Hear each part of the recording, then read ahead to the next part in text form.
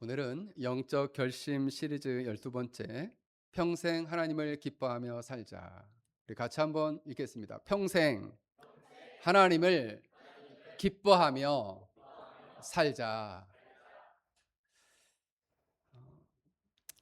여러분, 사람의 마음은 항상 언제나 무언가를 사랑하고 기뻐하며 살아갑니다. 그래서 우리가 영적인 상태가 살아있나 죽어있나를 살피려면 우리의 마음이 무엇을 향하여 가장 강하게 움직이고 있는가를 먼저 살펴야 합니다. 18세기에 이제 이 신학자 중에 전 세계에서 제가 생각할 때는 기독교 지성 중에서는 최고 지성이라고 하는 조나단 에드워즈는 그의 결심문 45문에서 이렇게 결심했습니다. 신앙에 도움이 되는 것이 아니면 쾌락과 고통과 기쁨이나 슬픔을 비롯한 어떤 감정도 품지 말자. 이 말은 뭐냐면 기쁨, 슬픔, 쾌락, 고통 그 어떤 것도 느끼지 못하는 그런 냉혈한 사람이 되자라는 것이 아니라 기쁨과 사랑 그리고 두려움, 슬픔 이런 것들이 세상의 형편에 따라 그 마음이 요동치지 말고 오직 하나님을 사랑하고 하나님을 거룩하게 하는데 사용되고 싶다라는 결심을 그가 하게 된 것입니다. 그래서 오늘 시편 37편은 이제 다윗이 좀 나이가 들어서 인생을 오랫동안 살면서 우리가 사람들을 만나고 여러 환경을 접하면서 자신의 마음과 감정을 어떻게 잘 다뤄야 될지에 대해서 오늘 시편 37편은 말씀하고 있습니다. 특히 이제 성도들이 이 땅을 살아갈 때 이해하기 힘든 일들이 가끔씩 일어나요. 왜냐하면 악인들은 마땅히 하나님의 벌을 받아서 인생이 아주 불행하게 살아야 되는데 이상하게 악인들이 형통하고 심지어는 로또에도 당첨되고 그리고 못된 사람인데도 불구하고 모든 일이 하는 일이 잘 된다 이거예요. 그걸 볼 때 믿는 신자들이 시험에 든다는 거예요. 그래서 오늘 시인은 악을 행하는 자들 때문에 불평하지 말아라. 악한 꾀를 이루는 자 때문에 불평하지 말아라.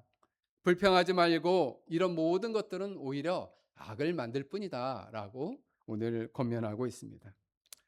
여기 불평하다는 단어는 속이 부글부글 끓어오르다 이런 뜻이에요. 그래서 세상의 형편을 보면서 마음이 이렇게 부글부글 끓어서 온통 마음이 세상, 온통 마음이 어떤 사람이 잘 됐다더라, 온통 마음이 어떤 사람의 형통함에 그렇게 끌리지 말라는 거예요. 오히려 그 분노를 품으면 그 분노를 품은 대상이 망가지는 것이 아니라 자기 자신이 망가진다는 거예요. 그래서 다윗은 악인을 바라보며 속을 태우지 말고 그럼 그 마음의 방향을 어디를 향하라는 거냐? 하나님을 향하라. 사람들과 형편을 향해서 마음이 늘 향해 있지 말고 그 마음의 방향을 틀어서 하나님을 향해라. 그래서 4절에 아주 중요한 말씀을 합니다. 여호와를 기뻐하라. 그가 내 마음의 소원을 이루어 주시리라. 마음의 방향을 여호와를 향하고 여호와를 기뻐하라. 그러면 너의 마음의 소원을 하나님께서 이루어 주시겠다라고 오늘 성경은 말씀합니다. 그래서 오늘 성경에서는 마음이 두 마음이죠. 하나는 세상과 형편을 향하는 마음. 그래서 악인들을 바라보며 불평하는 마음. 하나는 하나님을 향하는 마음. 그래서 하나님을 기뻐하는 마음. 이 양당 간에 결정하고 선택하라. 이렇게 오늘 성경은 말씀하고 있습니다. 여러분, 마음의 방향을 결정하고 그 마음이 기울어지는 것을 성향이라고 해요. 성향. 이 성향이라는 단어는 마음의 기울기, 마음의 방향이라고 말할 수 있어요. 영어로는 inclination이에요. inclination. 그래서 그 마음의 기울기가 어디를 향하여 있느냐? 이게 중요하다는 거죠. 그런데 여러분, 참된 신앙을 가진 사람은 그 마음의 기울기가 살아 있어서 놀랍도록 그 마음의 기울기가 살아나고 영적인 살아있는 영적인 감각을 갖게 된다는 거예요. 그래서 조나단 에드워즈는 영적인 생명이 심겨지면 성령 하나님께서 이 그 영혼이 변화된 사람, 영혼이 영적으로 다시 태어난 사람 마음 안에는 하나님의 사랑, 하나님의 선하심, 하나님의 거룩하심의 아름다움을 알아볼 수 있는 눈이 생기고, 그리고 그것을 맛볼 수 있는 그러한 마음의 방향과 성향이 생긴다는 거예요. 뭐가 있으면요?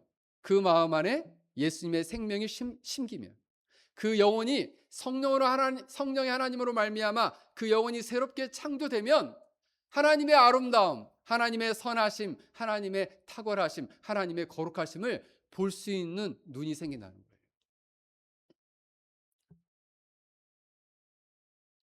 여러분, 우리가 이제 이것을 이제 맛본다라고 표현하는데, 영적인 감각이 살아있는 사람은, 미각이 살아있는 사람은 그 미각을 알죠.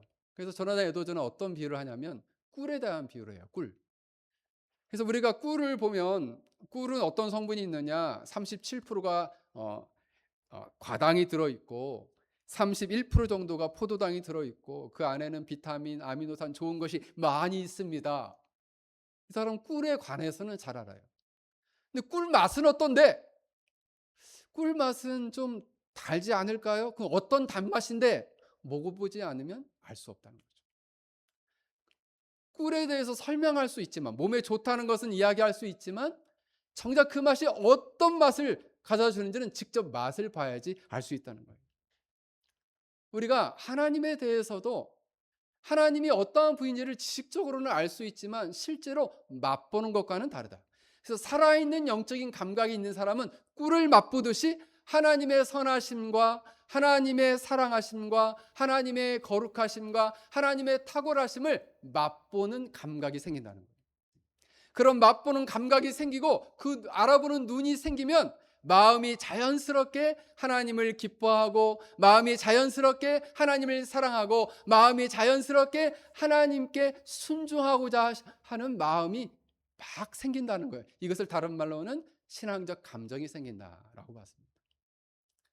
그래서 신앙적 감정이 생긴다, 이걸 영어로는 religious affections라고 해요. 그러니까 살아있는 이런 영적인 감각이 생기면 그런 신앙적인 감정이 하나님을 기뻐하고 하나님을 사랑하고 하나님의 뜻에 순종하며 살고자 하는 마음이 실제로 삶 가운데 일어나게 된다는 거예요. 자기 마음 가운데 자연스럽게 나타나게 된다는 거예요. 그게 살아있다라는 증거죠. 이 사람이 믿음이 있다라는 증거라는 거예요. 그러므로 영적인 감각이 있는 사람은 하나님을 바로 알 뿐만 아니라 하나님을 사랑하고 기뻐하고 신뢰하고 하나님을 향해서 그 마음이 움직인다라는 것입니다. 그래서 하나님의 거룩하심을 맛보면 어떻게 될까요? 하나님을 우러러 보면서 두려워해요. 그걸 맛본 사람은. 하나님의 거룩함을 맛보지 않은 사람은 하나님 안 무섭죠. 두려워하지 않아요. 이렇게 주의를 딱 지켜서 하나님께 예배하는 일을 힘쓰지 않아요. 왜? 하나님을 아직 거룩하심을 맛보지 않았어요. 하나님의 사랑을 맛보면요 어떻게 될까요? 감사하고 그리고 사랑하게 돼요. 예수님 사랑합니다. 예수님 감사합니다. 항상 입에 달고 살게 돼요. 왜요? 예수님 너무 좋기 때문에. 하나님의 주권과 신실하심을 맛보게 되면 어려움 속에서도 흔들리거나 두려워하지 않고 하나님을 신뢰하고 의지해요. 그게 하나님을 맛본 사람의 특징이에요. 하나님을 맛본 사람은 죄를 깨달으면 슬퍼하고 회개해요. 내가, 하나님은 참 거룩하신데 제가 연약해서 이처럼 죄를 범했습니다. 이 죄를 용서해 주십시오. 하나님의 그 탁월하심을 아는 사람은 장차 가게 될 하나님의 나라인 천국을 사모하고 바라보게 된다는 거예요. 하나님을 맛보지 않은 사람은 천국을 사모하지 않습니다. 나는 이 땅이 좋습니다. 100세 인상이라고 하는데 저는 200살까지 살겠습니다. 이런다 이거. 왜요? 세상이 좋아요. 하나님의 나라보다 이 땅이 훨씬 좋습니다. 조나단 에드워즈는 17살, 한국 나이로 18살 때 디모데전서 1장 17절을 묵상하다가 하나님의 달콤함을 맛보게 됩니다. 디모데전서 1장 17절이 뭐냐? 영원하신 왕, 곧 썩지 아니하고 보이지 아니하고 홀로 하나이신 하나님께 존귀와 영광이 영원 무궁하도록 있을지어다.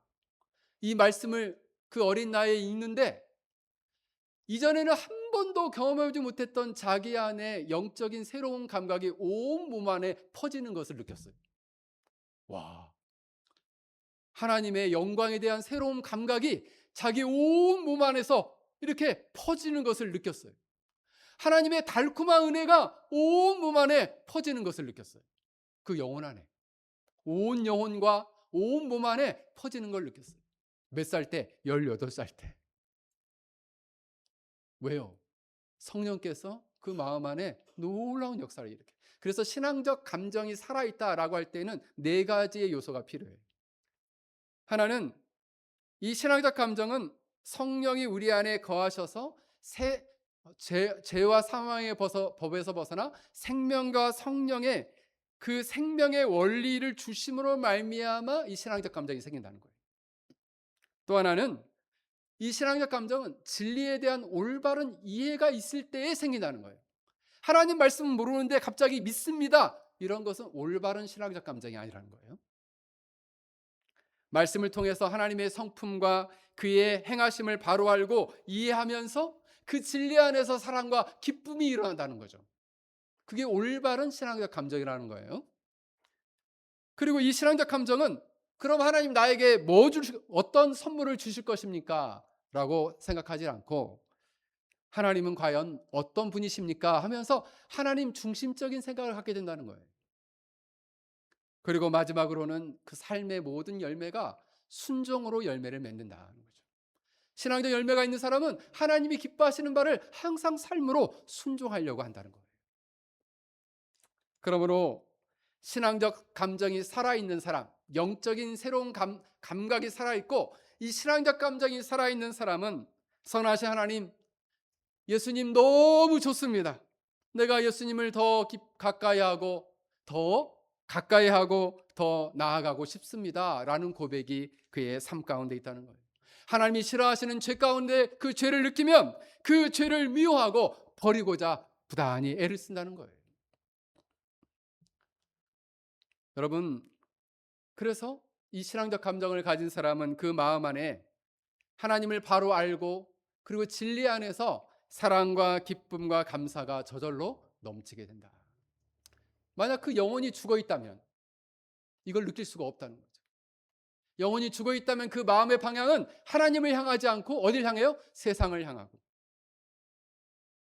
그리고 하나님보다 돈과 성공, 사람들의 인정, 세상의 즐거움에 더욱더 마음이 민감한 쪽으로 흐르게 된다는 거예요. 왜? 그 영혼이 영적인 감각이 죽어 있고 신앙적 감정이 살아있지 않기 때문에 그렇다. 여러분, 여기 양쪽에 조화가 있죠. 이 조화는, 나 햇빛 좀 보았으면 좋겠다, 나 물 좀 먹었으면 좋겠다, 이 조화가 그렇게 생각할까요? 우리 연재. 왜? 그냥? 자, 우리 다율이. 조화는 왜 햇빛을 바라보길 원하고 물을 왜 먹고 싶지 않을까요? 자, 우리 하빈이. 진짜 식물이 아니다. 생명이 없기 때문에 그래요. 생명이 없는 것은 사모함이 없어요. 영적인 생명이 살아있고, 영적인 감각이 살아있고, 영적인 이 신앙적 감정이 살아있는 사람은 하나님을 향해서 항상 갈증을 느껴요. 말씀을 찾고 기도하기를 소원해요. 하나님, 예수님, 제발 제 영혼 좀 살려주십시오. 하나님의 아름다움을 볼 수 있는 눈을 열어주시고 하나님을 기뻐할 수 있는 마음을 저에게 주십시오. 라는 그 마음이 죽어 있다는 거예요. 그 마음이 죽어 있는 사람은 그 어떤 하나님 말씀에 대한 갈망, 하나님을 만나고자 하는 그 어떤 갈망도 없다는 거죠. 왜? 그 영혼이 죽어 있기 때문에. 사랑하는 성도 여러분, 여러분의 마음은 지금 어디를 향하고 있습니까? 세상을 향하고 있습니까? 사람들의 인정을 향하고 있습니까? 아니면 내 마음이 하나님을 향하고 하나님의 아름다움을 하나님 보길 원합니다. 하나님의 선하심과 탁월하심을 보길 원합니다. 맛보길 원합니다. 그리고 하나님을 사랑하고 기뻐하게 해주십시오 라는 마음이 여러분 가운데 있습니까? 여러분들 가운데 다시금 이 영적인 그 영혼 안에 그리스도의 거룩한 새 생명이 심겨져서 영적인 새로운 감각들이 살아나고 살아있는 신앙 감정을 가지고 하나님을 기뻐하고 사랑할 수 있는 복된 참된 신자들이 되길 주의 이름으로 간절히 축원합니다. 그렇다면 오늘 4절에 여호와를 기뻐하라 라고 말씀하고 있는데, 기뻐하라 라는 뜻은 어떤 뜻이 있을까요? 그것은 바로 여호와 하나님을 내 인생 가운데 가장 귀하고 사랑스럽고 만족스러운 분으로 여겨라 하는 거죠. 여호와를 인생의 자기 존재의 가장 최전적인 만족의 대상으로 여기라는 거예요. 그러면 어떻게 우리는 여호와 하나님을 기뻐할 수 있는가? 세 가지로 나누어서 이것을 살펴보고자 합니다. 첫 번째로 우리가 여호와 하나님을 어떻게 기뻐할 수 있는가? 하나님의 말씀과 예수 그리스도 안에서 하나님의 탁월하심과 아름다움을 바라보고 묵상할 때에 비로소 우리가 하나님을 기뻐할 수 있다라는 것입니다. 하나님을 기뻐한다는 결국 하나님의 정말 이 땅에는 그 어떤 것도 견딜 수 없는 그 탁월함을 맛보아야 되는 거예요. 그 탁월함을 맛본다는 것은 뭐냐? 하나님의 성품, 하나님은 위대하시고 하나님은 모든 만물보다 위대하시고 더 선하시고 더 아름다우시다라는 것을 그가 보고 맛본다라는 거예요. 그런데 이 하나님의 아름다움은 예수 그리스도 안에서 가장 아름답게 나타나 있다는 거죠. 예수님 안에서. 어떻게 나타나 있을까요? 사실 하나님은 100% 순결하시고 거룩하신 분이기 때문에, 죄로부터 성결하신 분이기 때문에 죄가 있는 것을 가만두고 보질 않으세요. 죄를 가볍게 여기시 아니하시고 반드시 죄 가운데 살다 죽으면 하나님은 반드시 그를 심판하실 거예요.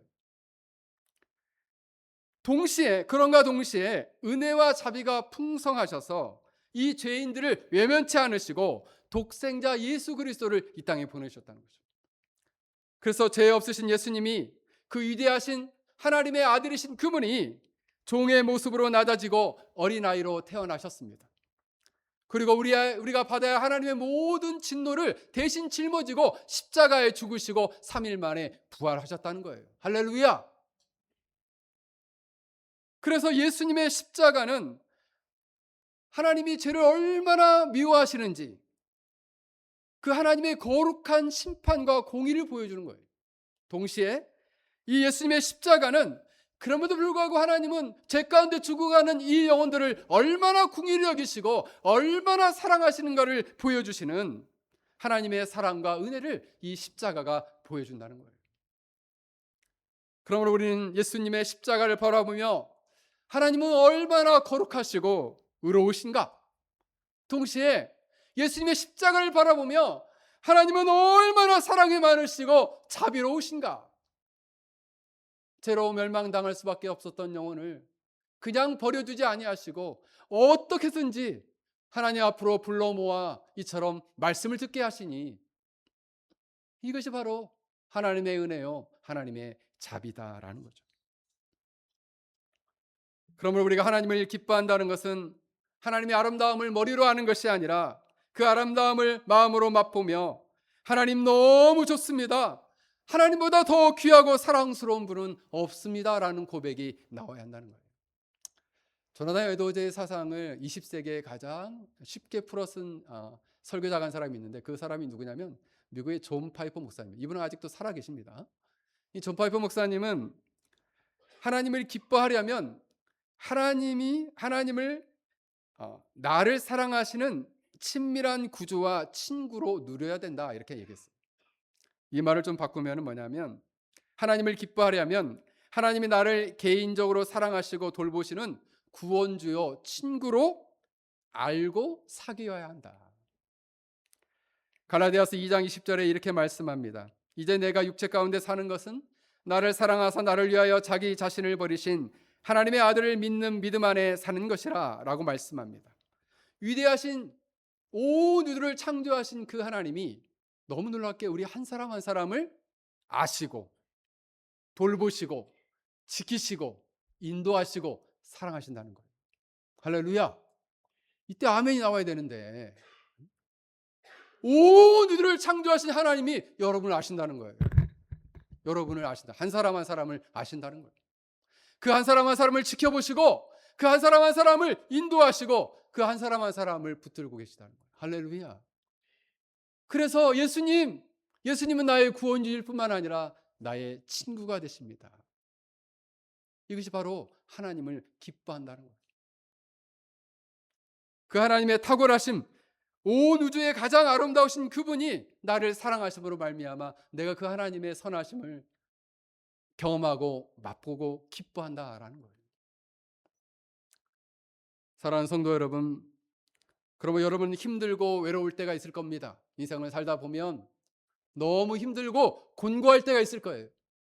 그리고 지나온 인생이 너무 헛헛하게 느껴질 때가 있을 거예요. 그때 여러분들은 이렇게 고백하시길 바랍니다. 예수님, 나를 잘 아시죠? 나를 사랑하시고 지금도 나를 돌보시는 분은 바로 주님이십니다. 라고 여러분 고백할 수 있기를 바랍니다. 할렐루야. 그때 그분은 외롭지 않을 거예요. 그러므로 참으로 여호와를 기뻐하는 사람은 자기 자신이 비워지고 예수님으로 그 영혼이 가득 채워지길 소원합니다. 주님을 사랑하고 주님을 신뢰하고 주님을 의지하고 싶은 마음으로 가득 차기를 소원하게 됩니다. 주님을 따르고 섬기고 온전히 거룩해지고 싶다는 소원을 갖게 된다는 거예요. 이것이 바로 여호와를 기뻐하는 삶이에요. 할렐루야. 여러분들이 이와 같은 삶을 살 수 있길 주의 이름으로 간절히 축원합니다. 두 번째로 여호와를 기뻐한다는 것은 하나님이 주시는 선물이나 은혜보다 하나님 자신을 더 사랑하고 기뻐하는 것을 말합니다. 오늘 본문에 보면은 여호와를 기뻐하라 내 마음의 소원을 이루어 주신다. 그러면 목사님, 내가 여호와를 기뻐하면은 내가 원하는 막 로또도 되길 원하고 나는 뭐 부자로 살기도 원하고 막 이렇게 살고 싶은데 그 소원 다 들어주시는 겁니까? 그런 게 아니라 하나님을 기뻐하면 우리 마음의 소원이 하나님을 중심으로 새로워진다는 거예요. 그래서 내 욕심을 무조건 채우는 것이 아니라 하나님을 사랑하며 그분이 맡긴 소원을 하나님의 선한 뜻 가운데 이루어지며 살아가기를 기뻐한다는 거예요. 그래서 여러분 이제 초대 교부 중에 가장 탁월한 신학자를 한 사람 뽑으라면 누구를 뽑을 수 있냐면 한국말로는 어거스틴이라고 하는데 보통 요즘은 아우구스티누스라고 하는데 이 아우구스티누스는 사람들이 이 땅에 있는 모든 피조물, 이 땅에 있는 모든 것들과 관계를 맺으며 살아가는 것을 두 가지로 나누어 설명했습니다. 하나는 향유하다라는 건데 이건 뭐냐면 누릴양 가질류 해서 좋은 것을 누리어서 가지다 이런 말이에요. 예를 들면 내가 자유를 향유한다. 자유를 가지고 누린다는 거예요. 내가 문화적 혜택을 향유한다. 이런 것은 내가 문화적 혜택을 가지고 누린다 이런 말이에요. 그래서 어떤 대상 자체를 사랑하고 그 안에서 만족하고 안식하는 것을 향유하다라는 거예요. 또 하나의 방식은 사용한다라는 의미죠. 이 사용한다는 의미는 궁극적으로 이 사용이라는 뜻은 어떤 사람이나 물건을 필요에 따라 쓰거나 부리는 것을 말해요. 그래서 궁극적인 어떤 대상을 위해서 이것을 사용하는 것을 말하는데 인생의 불행은 어떻게 생기느냐? 아우구스티누스는 인생의 불행은 어떻게 시작되느냐? 여기서 시작된다는 거예요. 향유해야 할 하나님만을 정말 만족하며 기뻐해야 할 그 하나님을 나의 만족과 행복을 위해서 사용할 때 인생의 불행은 시작된다. 그리고 사용해야 할 대상, 즉 돈이나 성공, 쾌락, 사람, 자기 자신, 그 자기 자신의 행복을 사용해서 하나님을 향유해야 되는데 오히려 하나님을 사용해서 자신의 행복, 만족, 쾌락, 성공, 사랑 그리고 자기 자신의 그 무언가를 이루려고 할 때 인생은 불행해진다는 거예요. 좀 어렵죠? 그러므로 진정 누리고 가져야 할 분은 누구냐? 오로지 하나님 한 분이라는 거죠. 근데 진정 누리고 가져야 할 것이 이 땅에 있는 많은 것들을 위해서 하나님을 이용한다면 그 사람은 불행해진다는 거예요. 그럼 이걸 쉽게 말하면 어떻게 하는 것이 좋으냐? 자연을 바라볼 때, 이 자연을 볼 때, 아, 하나님, 이 세상을 아름답게 창조하신 하나님이 얼마나 아름다우신가를 자연을 통해서, 자연을 사용하면서 하나님을 아름다움을 느끼게 하는 거죠. 그게 뭐예요? 향유하는 거예요. 맛있는 음식. 제가 최근에 맛있는 김치찌개 하는 집을 갔었는데, 우리 교회 이 성도님이 나오는 가정이신데, 김치찌개를 한번 먹었거든요. 맛있더라고요. 그 김치찌개를 맛있게 먹으면서, 맛있는 음식을 먹으면서 이 좋은 것을 주신 하나님, 선하신 하나님을 감사합니다. 왜요? 하나님께 하나님을 향해. 뭘 통해서? 맛있는 음식을 통해서 하나님을 향해. 자, 이 자녀들 너무 예쁘죠? 자녀들 너무 자녀들이 너무 예뻐요. 이 너무 예쁜 자녀들을 보면서 어떻게 생각해요? 하나님, 이렇게 이 아이들이 건강하게 이렇게 성장하게 해주신 그 선하신 하나님을 내가 찬양합니다. 그 아이들이 목적이 아니라 그 아이들을 통해서 하나님을 감사하고 그 선하심을 찬양한다. 그게 뭐예요? 하나님을 향유하는 것이다. 그런데 반대로 조나단 에드워즈는 이것을 위선자라 표현했는데 무엇이냐? 하나님의 자체의 아름다움과 선하심과 탁월하심을 사랑하기보다는 하나님이 주시는 것, 하나님이 나에게 구원을 주셨다는 생각, 나는 특별히 사랑받는다는 생각, 내가 다른 사람보다 더 특별하다는 생각, 하나님이 내게 주신 복과 행복 때문에 내가 기뻐한다. 그래서 그 선물말을 기뻐하는 것, 주신 은혜말을 기뻐하는 것은 저러다 여도는 위선자다라고 표현했어요. 안 좋은 표현이죠. 물론 하나님이 주신 것을 기뻐할 수 있습니다. 그러나 그 주신 걸 가지고 어떻게 해요? 어떻게? 하나님을 기뻐하라. 주신 은혜를 가지고 하나님을 찬양하라. 주신 아름다운 자녀들을 보고 하나님께 영광을 돌리라. 하나님이 많은 자원들을 주시면 그 자원을 주신 하나님께 그 자원을 가지고 영광을 돌리라. 한 청년이 목숨보다 사랑하는 한 여인이 있었습니다.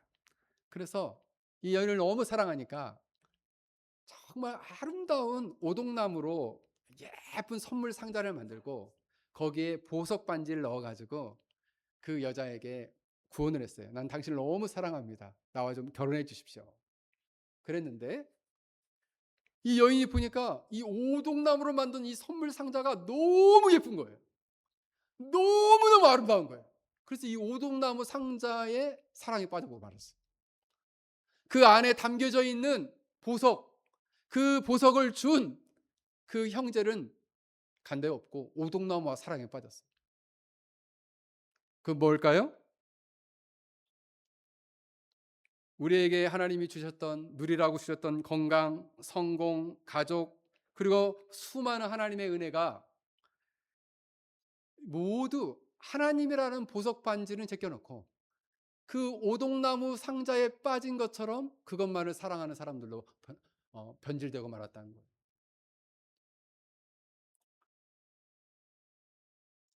여러분, 오동나무 상자는 보석을 빛나게 하는 상자일 뿐이에요. 그 상자 때문에 그 상자의 사랑에 빠지는 사람, 그런 어리석은 사람이 되면 안 된다는 거죠. 그 보석의 사랑에 빠져야죠. 보석에. 사랑하는 성도 여러분, 그래서 우리는 이렇게 고백할 수 있습니다. 하나님, 내가 원하는 것을 주시지 않아도 나는 하나님을 사랑합니다. 할렐루야. 그게 바로 위선자가 아니고 참된 신자라는 것입니다. 세 번째로, 결과적으로 그러면 여호와를 기뻐하는 사람은 오늘 본문에서는 어떻게 말씀하고 있는가? 오늘 4절부터 7절을 보면 또 여호와를 기뻐하라. 그가 내 마음의 소원을 내게 이루어 주시리로다. 내 길을 여호와께 맡기라. 그를 의지하면 그가 이루시고 내 의를 빛같이 나타내시며 내 공의를 정오의 빛같이 하시리로다. 여호와 앞에 잠잠하고 참고 기다리라. 자기 길이 형통하며 악한 꾀를 이루는 자 때문에 불평하지 말지어다. 여러분, 여호와를 기뻐하는 사람은 삶의 모습이 어떤 식으로 변화되냐면 오늘 본문처럼 변화가 되는 거예요. 어떻게 해요? 맡기고 하나님께 모든 것을 맡기고 현재적인 삶 속에서 오늘 일에 충성을 선을 행하고 하나님을 의지하며 열심히 현재적인 삶에 충성스럽게 살아가고 하나님의 때를 기다릴 수 있다라는 거죠. 여기서 맡긴다는 것은 무거운 짐을 하나님께 굴려보내다라는 뜻이에요. 그래서 우리의 가정의 미래를, 우리의 자녀들을, 우리의 건강을, 우리의 경제적인 모든 형편을, 우리의 모든 어려움을, 그리고 우리가 통제할 수 없는 모든 결과까지도 하나님께 맡겨라.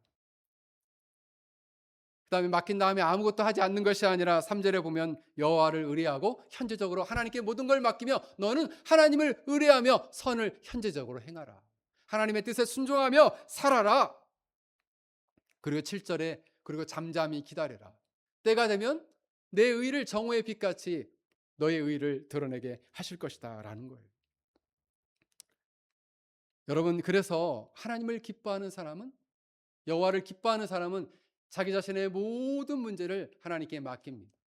그리고 현재적인 모든 삶 속에서 그 하나님의 선하심과 그리고 하나님의 탁월하심을 의지하며 현재적인 삶 속에서 충성스럽고 헌신된 삶을 살아간다는 거예요. 하나님께서 그 선한 결과, 가장 선한 것으로 인도하실 거라는 믿음을 가지고 인내하며 기다린다는 거죠. 제가 지난주에 우리 수원에서 목회하는 우리 후배 목사님 수술을 위해서 기도를 부탁을 드렸는데, 우리 새벽기도 때 그분을 위해서 계속 기도했는데, 어쨌든 좀 수술 결과가 참 좋고 분당 서울대병원에서 수술을 했는데 어쨌든 간암 초기여가지고 수술은 잘 됐다고 합니다. 그래서 간을 반을 절제했는데, 여러분, 한국이 얼마나 기술이 좋은지 간을 반절 정도 이렇게 절제를 하면 개복을 해가지고 간을 이렇게 잘라내야 할 것 같은데 그렇게 하지 않고 복강경으로 수술했다는 거예요. 그 어떻게 수술한지는 모르겠습니다. 네. 근데 이렇게 깊은 큰 병에 걸린 사람이 수술대에 누워서 의사를 보면서 나 저 사람 못 믿겠는데, 저 사람 왜 칼 들고 저렇게 서 있지? 그렇게 있다고 생각해 보십시오. 얼마나 그 사람이 불안하고 근심되겠습니까? 여러분, 그런데 수술대에 앉은 사람은 자기 스스로 칼을 가지고 자기 스스로의 배를 가르고 그리고 수술할 수가 없어요. 오히려 최고의 의사가 나를 살릴 거라는 믿음을 가지고 자신을 전적으로 맡기는 것과 마찬가지예요. 우리 인생도 마찬가지입니다. 우리 인생의 가장 최선의 것, 가장 좋은 것을 아시는 분은 누굴까요? 하나님이십니다. 그분께서 여러분들의 인생을 가장 좋은 길로, 가장 선한 길로 인도하실 거라는 믿음을 가지고 현재적인 삶 속에서 그분을 의지하고 선을 행하며 잠잠히 기다리라. 할렐루야. 그러면 하나님께서 여러분의 인생을 가장 선한 길로, 가장 좋은 곳으로 인도해 주시겠다는 거예요. 이것이 바로 여호와를 기뻐하는 사람의 삶의 모습이다라는 것입니다. 사랑하는 성도 여러분, 그러므로 여러분은 여호와를 기뻐함으로 말미암아 자신이 붙들고 있는 인생의 짐을 하나님께 맡기시기를 바랍니다. 여러분 자신도 하나님께 맡기고, 여러분의 가정의 미래도 하나님께 맡기고, 여러분의 자녀도 하나님께 맡기고, 여러분의 건강도 하나님께 맡기고, 여러분의 가정의 경제적인 모든 문제, 해결되지 않는 모든 문제마저도 하나님께 맡겨라라는 것이에요. 그리고 하나님의 거룩한 뜻을 따라 현재적인 삶 속에서 그 뜻을 행하며 인내하며 하나님께서 그 뜻과 가장 선한 것을 이루어질 때를 기다리며 살아갈 수 있는 그런 믿음의 성도들이 되길 바랍니다. 이것이 바로 여호와를 기뻐하는 사람들의 인생입니다. 이와 같은 인생을 살아갈 수 있기를 주의 이름으로 간절히 축원합니다. 오늘 우리 말씀을 생각하며 우리 함께 같이 기도하겠습니다.